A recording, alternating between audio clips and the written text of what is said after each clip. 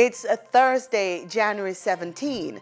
This is the news on PBCJ.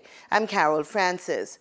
The 29th staging of the annual National Leadership Prayer Breakfast, NLPB, was held this morning at the Jamaica Pegasus Hotel in Kingston under the theme, I Pledge.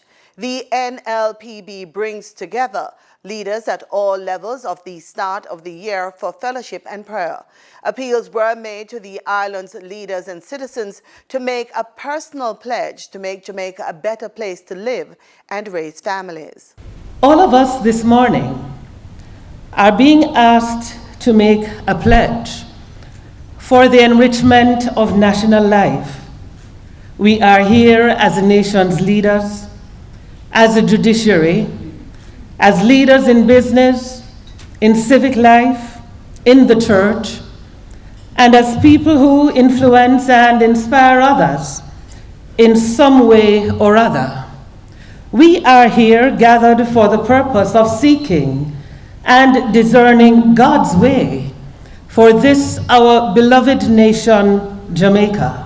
Funds raised will be given to the Peace Management Initiative, PMI, Violence Prevention Safe Schools project. The project provides security and support to students traveling home from schools in the Kingston Central Police Division.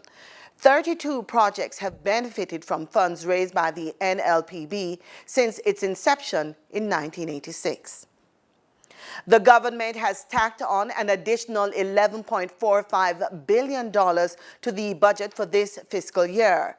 The second supplementary estimate was approved in the House of Representatives.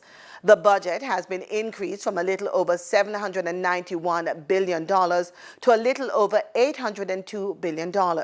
Recurrent housekeeping expenses have moved from $572.46 billion to $582.5 billion. Capital development spending is to be increased by $1.36 billion from $218 billion to a little over $220 billion. As far as the expenses are concerned, or the estimates of expenditure, the major categories, as were highlighted in a report from the PAAC, consist of addressing the arrears that government has built up over time. As you know, as Jamaica has gone through fiscal difficulties in the past, and what has become habit and become practice is for bills not to be paid on time. Well, as our finances improve, the government is making every effort to make sure that our arrears are reduced, and this supplementary budget is directed towards arrears reduction in the National Health Fund with their bills, and domestic arrears in other areas, arrears to the NWC and to utilities. Dr. Clark pointed to a favorable fiscal performance in 2018. Estimates of expenditure are projected to be financed by a combination of increases in tax revenue, in capital revenue, and in non-tax revenue. In tax revenues, about $10.5 billion. In capital revenue, it's about $2 billion, and in non-tax revenue, about $2.6 billion. Mr. Clark noted that this performance was driven mainly by the strong performance of tax revenue, which was $8.2 billion better than the revised budget. Other areas of significant budget increases include $2.6 billion provided to the Ministry of Economic Growth and Job Creation to undertake mitigation and road maintenance works, $2.2 billion to the Police Department, and $963 million in increased subvention to the University of the West Indies, the University Hospital of the West Indies, and the Norman Manley Law School. Hundreds of regional and local tourism stakeholders are expected to converge at the Montego Bay Convention Center for the 37th Caribbean Travel Marketplace, CTM, January 29 through to January 31. 140 buyers and delegates from at least 24 Caribbean destinations have confirmed their attendance. The CTM is the Caribbean's largest marketing event. It brings together hotel and destination representatives, wholesalers, tour operators, and online travel agencies. Tourism Minister Edmund Bartlett says the event will also have in attendance 20 tour operators and media from China and 6 from India. According to Mr. Bartlett, India and China together will represent more than 40% of global tourism by 2030. He added that they will bring a new dynamic to the marketplace as it is a new demographic. DERMON SPENCE is the new permanent secretary in the Ministry of Industry, Commerce, Agriculture and Fisheries. He replaces Donovan Stanbury. The appointment was confirmed by Portfolio Minister Audley Shaw and Prime Minister Andrew Holness on Wednesday at the launch of the Essex Valley Agricultural Development Project in St. Elizabeth.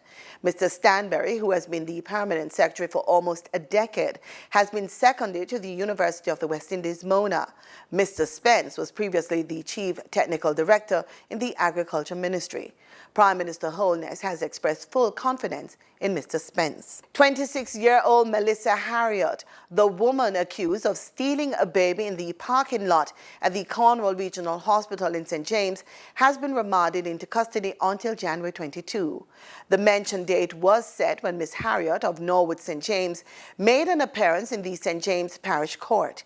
Ms. Harriott and a male friend were arrested after residents reportedly contacted the police following the release of closed-circuit television CCTV images from the hospital. Reports are that on January 4, the baby's mother asked Ms. Harriott, who allegedly befriended her, to hold the baby while she went to the restroom. When the mother returned, both her baby and the accused were nowhere to be found. In regional news, Haiti's opposition party reportedly plans to stage a series of activities, including street demonstrations, to protest Haiti's decision to support an Organization of American States (OAS) resolution not recognizing the legitimacy of the Nicolas Maduro presidency in Venezuela. Haiti, along with the Bahamas, Jamaica, Guyana, and St. Lucia, supported the OAS resolution last week. Dominica, St. Vincent and the Grenadines, and Suriname voted against the measure. St. Kitts Nevis, Trinidad and Tobago, Antigua and Barbuda, Barbados and Belize abstained during the vote. Grenada was not present when the matter was put to the vote. Haiti later said that it was under no pressure from the United States to vote in support of the resolution as Maduro began his second 5-year term in office. In 2017, Hurricane Maria left 95% of buildings on the island of Dominica damaged. Most of the population of 71,000 was forced to live in shelters. Some were able to stay with family, and quite a number migrated for work. Since then, the island has been making steady progress. According to the Prime Minister, following the devastation caused by Hurricane Maria, the country has made tremendous progress. For the entire year of 2018, every single public officer received his salary on time, and in many instances before time. We have not defaulted on the payment of one loan. This is extraordinary, extraordinary. As a matter of fact, after the hurricane, when we were making our loan payments, our creditors were surprised because 226% of the economy devastated, no revenue coming in, expenditure skyrocketed. You are still able to maintain prudence and a responsible approach to the governance of the country, and not reneging on your legal obligations. And I remember when I went to Washington to meet with the World Bank and the IMF, and the hurricane happened in September. That was October. We paid them in October. And they themselves were surprised that they were able to get paid. He says all social programs were maintained, even as the government increased its commitment to the vulnerable in the country.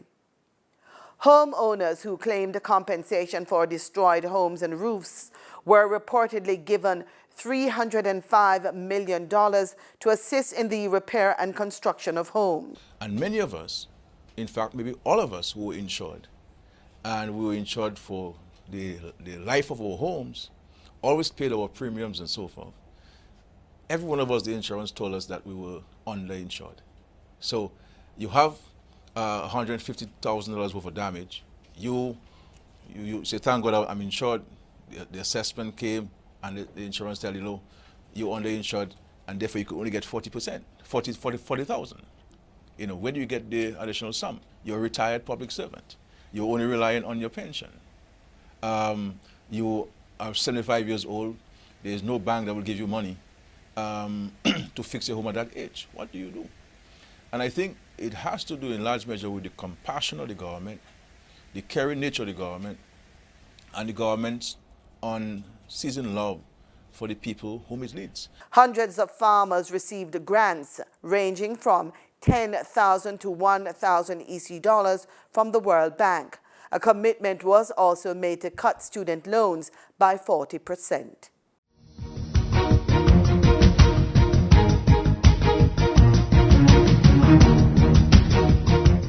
And we go to sports. Minister of Sports Olivia Babs-DeGrane says $1 million has been provided to 36-year-old super welterweight boxer Sakima Mr. Smooth Mullings. He has been diagnosed with retinitis pigmentosa, a hereditary condition affecting the retina in his left eye, which also causes sensitivity to light.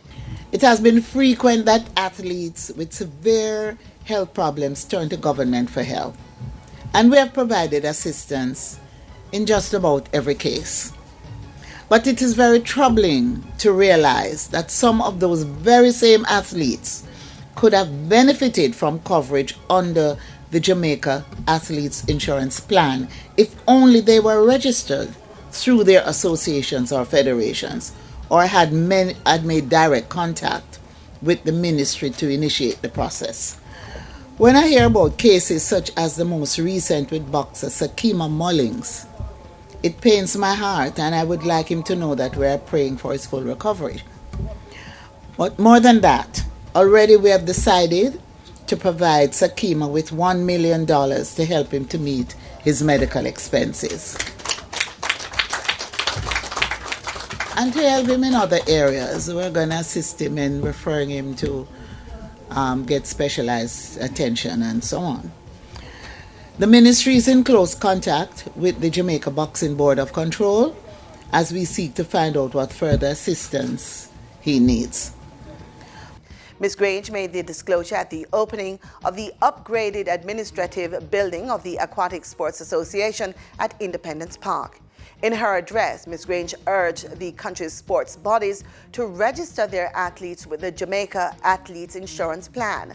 The insurance plan is the government's group health, group life, and personal accident plan for all eligible national athletes. Athletes covered under the plan must be a member in good standing with the National Association or Federation. They must be enrolled in the National Development Program for a specific sporting discipline. They must also participate in at least 2 Jamaica Anti-Doping Commission training sessions per year. Jamaica's Reggae Girls, the first Caribbean team to qualify for the 2019 FIFA Women's World Cup in France, will attend the 7th annual David Wagahan Scholarship Fundraiser in Washington, D.C. on January 19.